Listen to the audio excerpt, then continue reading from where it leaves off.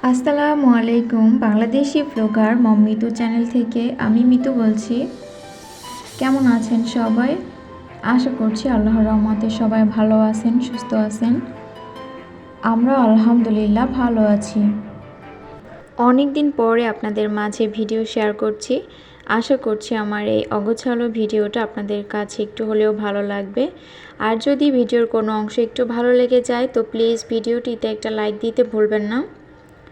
আর যদি চ্যানেলে নতুন হয়ে থাকেন তো চ্যানেলটা অবশ্যই সাবস্ক্রাইব করে পাশে থাকা নোটিফিকেশনের অল অপশনটা অন করে দেবেন, যাতে করে আমি যখনই কোনো ভিডিও ছাড়বো আপনাদের কাছে নোটিফিকেশন পৌঁছে যাবে, আপনারা আপনাদের সময় ও সুযোগ করে আমার ভিডিওটা দেখে নিতে পারবেন।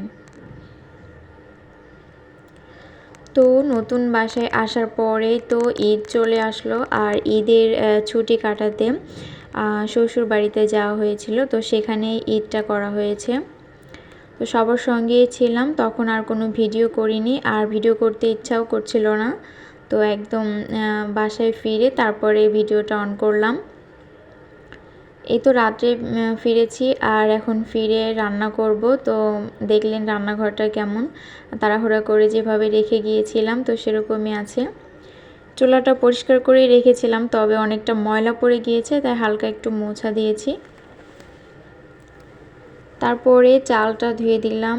আর আমার হাজব্যান্ড হচ্ছে ভাত খাবে না, সে সন্ধ্যার দিকে একটু খেয়েছে, তাই এখন আর খেতে ইচ্ছা করছে না। তো আমার নিজের জন্যই রান্না করছি। তো বাসে যাওয়া আসার ক্ষেত্রে আমার যেটা হয়, খুবই ভমিটিংয়ের সমস্যা হয় আর মাথা ঘোরায়, তো আমি কিছু খেতে পারি না, যার কারণে আমি না খেয়ে এসেছিলাম। আর এখন খাবো, ভর্তা দিব ভাবছি। তো একটা আলু ভর্তা দিয়েছি, আর এখানে মিষ্টি কুমড়া আছে, আর দেখলাম বেগুন আছে। তো এখন মিষ্টি কুমড়া ভাজি করব, আর একটা ডিম ভাজি করব, এটা দিয়ে রাত্রের খাবার খেয়ে নিব। মিষ্টি কুমড়াটা যেহেতু কাটিনি সেহেতু ভালোই রয়েছে। আমি কিন্তু সবার ভিডিও কম বেশি একটু হলেও দেখি, আমার মিষ্টি আপুদের ভিডিও আমি দেখি, তবে সবাইকে কিন্তু কমেন্ট সবসময় করি না, বাচ্চা থাকে তো দু একটা কমেন্ট হয়তো বা কোনো কোনো আপুর ভিডিওতে করি, আর হচ্ছে কমেন্ট বেশি করা হয় না। তো আপুরা আপনাদের কার ঈদ কেমন কেটেছে অবশ্যই কমেন্টে জানাতে পারেন। এই তো আমি এক এক করে তাড়াহুড়া করেই রান্নাটা করে নিচ্ছি, আর 9টা প্রায় বেজে যাচ্ছে। আর হচ্ছে তাড়াহুড়া একটু করছিলাম, আবার মেয়েকেও খেতে দেব, পাশাপাশি সকালের জন্য গুছিয়ে রাখছি যে সকালবেলা উঠে আবার কি করব। তো আমার হাজব্যান্ড হচ্ছে সকালে অফিসে যাবে, তো রুটি বানিয়ে দিব, যার কারণে কুমড়োটা এখন ভাজি করে রাখছি আর সকালে রুটিটা করে দেব।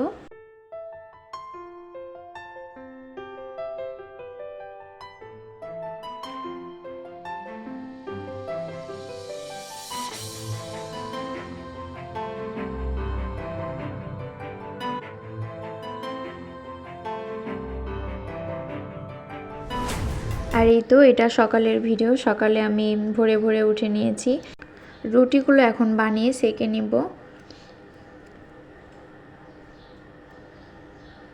তো এই তো আমার রুটি বানানো শেষ, আর হচ্ছে ভাজিটা এখন গরম করে নিব, তারপর একটা ডিম ভেজে তো নাস্তা দিয়ে দিব। আর বাসায় ফিরে তো আসলে একটু কাজে বেরিয়ে গিয়েছে, যে কাপড়গুলো ধুয়ে রেখে গিয়েছিলাম তো সেগুলো এখন গুছিয়ে নিচ্ছি, আর যেগুলা ময়লা হয়েছে ব্যাগের ভিতরেই রেখেছি ওগুলো এখন ধুয়ে দিব, ব্যাগের ভিতরে এগুলো আছে। আর যেগুলো ভালো ছিল ধোয়া লাগবে না তো সেগুলো উঠিয়ে রেখেছি, গুছিয়ে রেখেছি। আর এখন চলে আসলাম বারান্দায়, এই যে জামা কাপড়গুলো ধোয়া শেষ, এখন এগুলো এখানে মেলে দিব। বারান্দায় প্রচুর পরিমাণে ধুলাবালি এসেছে, যেহেতু রাস্তার পাশে, আর মনে হয় একটু বৃষ্টিও হয়েছিল, তো প্রচুর পরিমাণে ধুলা, একদম মানে পরিষ্কার করে রাখা যায় না, তারপরেও রাখতে তো হয়, তো করে নিয়েছি। আর দেখলাম বেশ সকালই হয়ে গিয়েছে, মানে এখন 8টা প্রায় 9টা 8টা 9টা এরকম বাজে। তো ওয়েদারটাও বেশ ভালোই ছিল সকালের দিকে। আর তারপরে আমি এখন ওই সময় হচ্ছে রুটিগুলা সব সেঁকে নিই, যেহেতু আমার হাজব্যান্ড ঘুম ছিল, তো এখন উঠছে, তাই রুটিগুলা সেঁকে তারপরে ডিম ভেজে এখন খেতে দিব।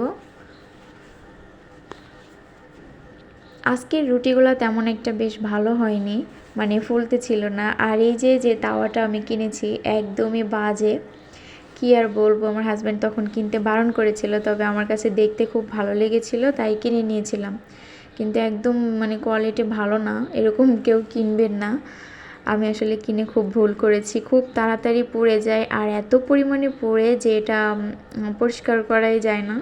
মানে মাজতে মাজতে আমার হাতের নখ ক্ষয় হয়ে যাবে, তবুও ওইটা পরিষ্কার হবে না, এমন অবস্থা।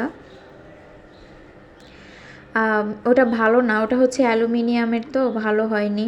আমি বুঝতে পারিনি, আমার কাছে দেখতে ভালো লেগেছে আর আমি নিতে চেয়েছিলাম, এই আর কি। তো নাস্তা করে নিয়েছি আর মেয়েকেও নাস্তা করে দিয়েছি। তারপরে আসলাম হচ্ছে বিছানাটা গোছাতে। নতুন একটা বিছানা দিয়ে দিলাম এখন।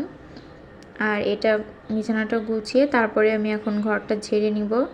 ঘরটা ঝাড়া মোছা দিলেই মনে হয় যেন শান্তি, মানে বেশ একটা ফ্রেশ ফ্রেশ লাগে আর মনে হয় যে কাজটা শেষ হলো।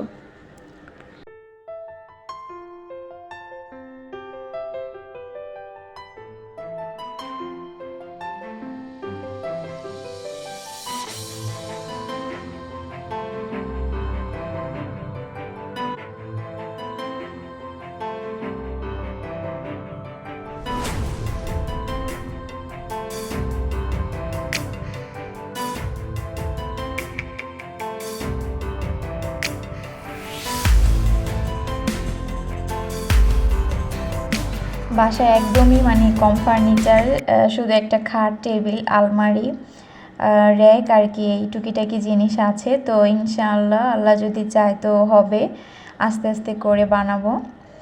আর এখন হচ্ছে এই তো রুম, পুরো বাসাটা এখন ঝাড় দিয়ে নিচ্ছি। আর এত পরিমাণে ময়লা বের হয়েছিল কালকে রাত্রে এসে, তো ঝাড় দিইনি।